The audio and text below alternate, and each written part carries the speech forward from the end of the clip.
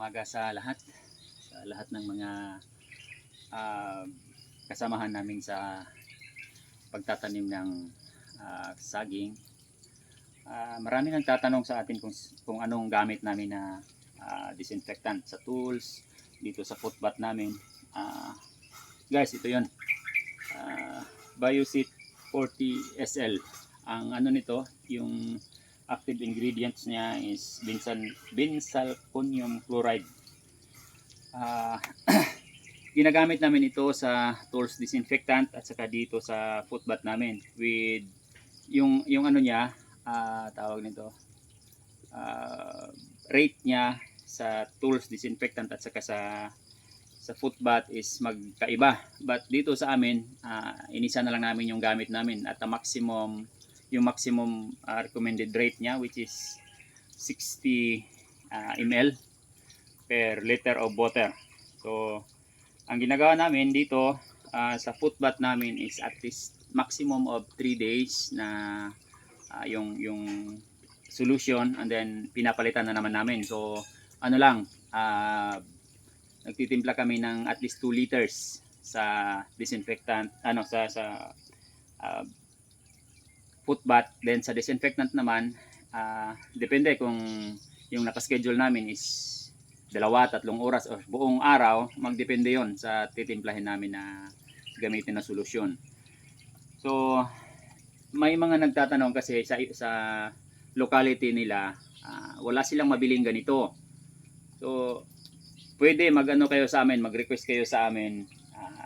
Yung packaging natin is 4 liters. Kasi ito yung bagong packaging ng company na nagsusupply nito. Actually, ito yung ginagamit ng pinakamalaking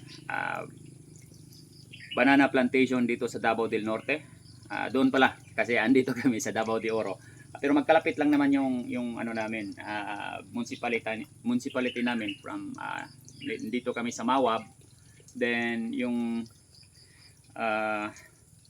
Tadeco, yung pinakamalaking sagingan dito diyan sa Davao del Norte, is nasa siya, 3 municipality siya.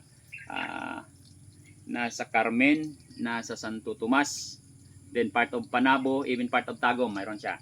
Kasi malaki yan, around 6,000 hectares yung buong farm nila, na yung talaga main farm. And they have also other affiliate farms from different municipalities. So talagang malaki yung sagingan, yung banana plantation ni Tadeco. And they are using this doon sa mga footbath nila, sa tire bath, even sa muko and Panama disinfection during nila, yung pag-eradicate. Ito yung ginagamit nila. So actually yung technician na pumunta dito sa amin is siya yung technician doon sa Tadeco. So ito yung niya, ang sinabi niya sa akin is yun, bago ko lang yun nalaman na maximum na niya, yung effectiveness ng solution is 3 days doon sa ginagamit natin sa footbath. But then much better, much effective talaga kung within 6 hours lang yung solution natin magamit na natin when it comes doon sa tools disinfectant, yung tools na ginagamit natin dito sa deleafing, yung tumbling bulo. Yun ang maganda, at least 6 hours lang gamit natin, magtitimpla naman tayo ulit. So doon sa mga nagtatanong, kasi may mga tao din na bumibili sa kanila ng maramihan drums, and then they make it small packaging, but some of them is yung bang may kalukuhan konti, hinahaluan ng tubig.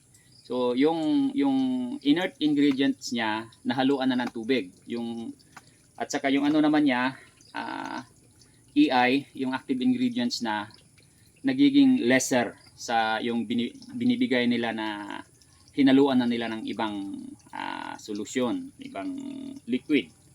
So much better talaga na bumili tayo dun sa nakapack galing pa sa kumpanyang nag-produce talaga nito.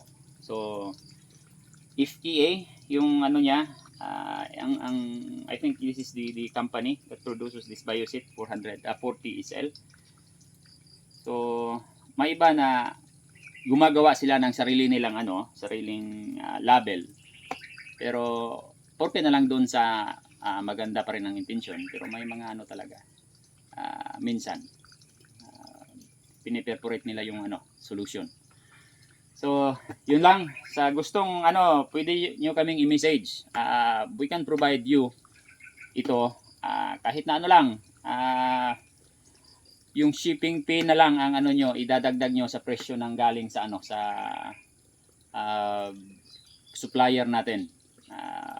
Hindi naman ito yung namin, yung tawag nito, negosyo namin. Ito yung sagingan ng negosyo namin. So kung gusto niyo lang yung nagpapatulong kung saan sila makabili kasi nga wala silang mabili doon sa locality nila, we can ship para sa inyo. So ito yung packaging natin, 4 liters. So message nyo lang, magtanong kayo kung magkano. So yun lang, magandang umaga.